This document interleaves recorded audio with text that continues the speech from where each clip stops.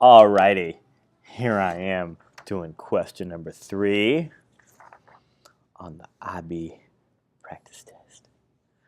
So, look at all this ideal gas stuff and look at all this heat capacity stuff. So here's what I'm going to do. I'm going to despair and I'm just going to write down the two formulas that make sense to me.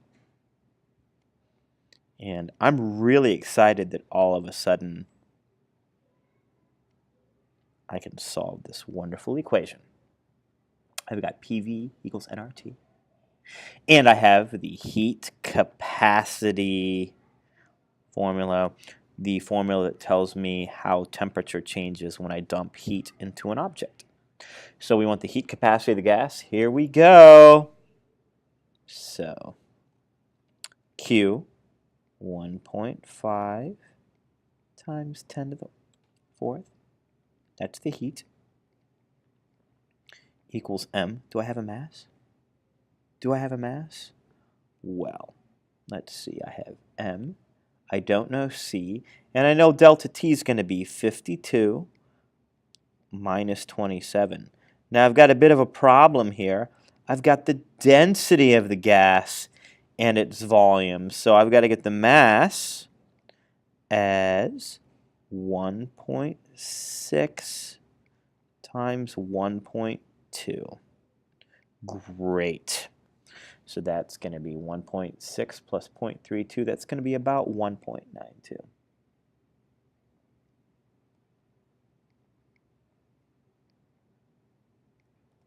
So I've got 1.5 times 10 to the 4th, oh boy, equals 1.92 times C times 25. And then when I isolate C is going to end up being, oh my goodness, 310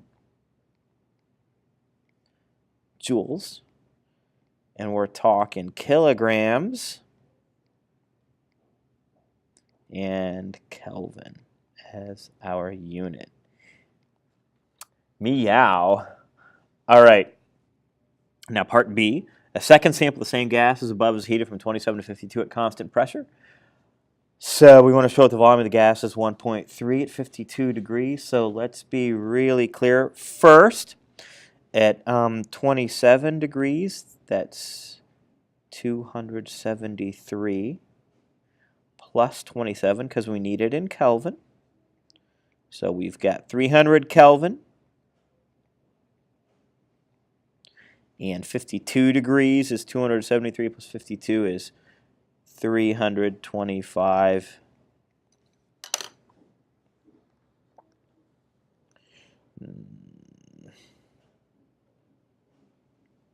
So with that in mind, we will go ahead and now do our conversion. So I like to just take the ideal gas law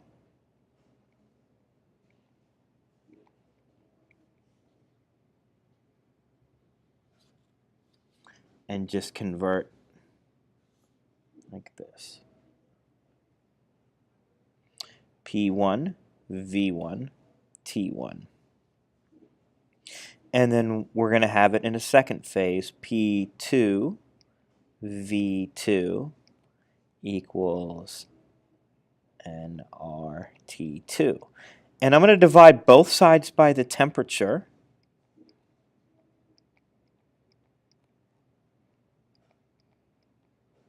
To show you a little formula we can use. See, both sides of this simplify to being nR and nR. Those are constants that we can set equal. So I would instead, maybe, let me write it this way, just with one of them. P1 V1 over T1 equals N times R, and I can set these equal. So I'm going to say P1 V1 over T1 equals P2 V2 over T2. Now, we know the pressure is constant for P1 and P2, so we can cancel that out. So now we can use this proportion to solve. So we're going to end up getting, well, let's see, V1 was 1.2, so 1.2 over 300 equals V2 over 325, and when we cross multiply and solve, V2 is exactly equal to 1.3 meters cubed. All right, so next page. Calculate the work done by the gas during the heating process. So let's just see.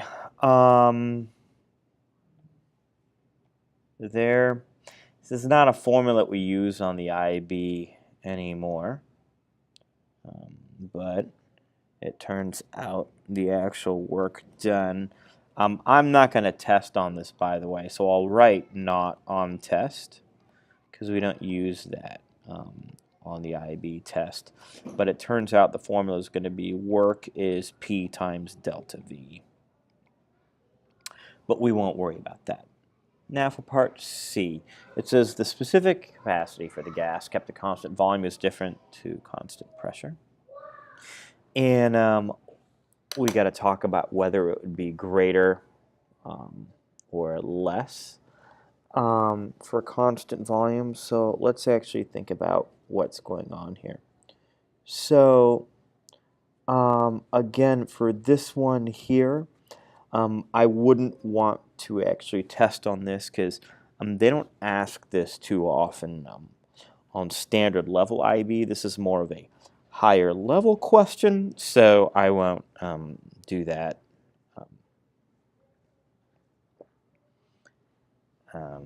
here. It's not something we do in standard level, so I'm not going to focus on it. But for those of you that are interested, it actually turns out that doing work against pressure requires more work than against volume. But I'm just going to actually skip this on SL. It's more of an HL question. And for number 4, quickly it says this question is about an experiment to measure the temperature of a flame. We hold it over a Bunsen burner. You can measure the temperature of the metal. Very nice. So first, the metal is transferred as quickly as possible from the flame to the water. Well, so we don't lose thermal energy. Right? And then here, why do we stir the water? To get to an even temperature. All right. So that pretty much wraps up our practice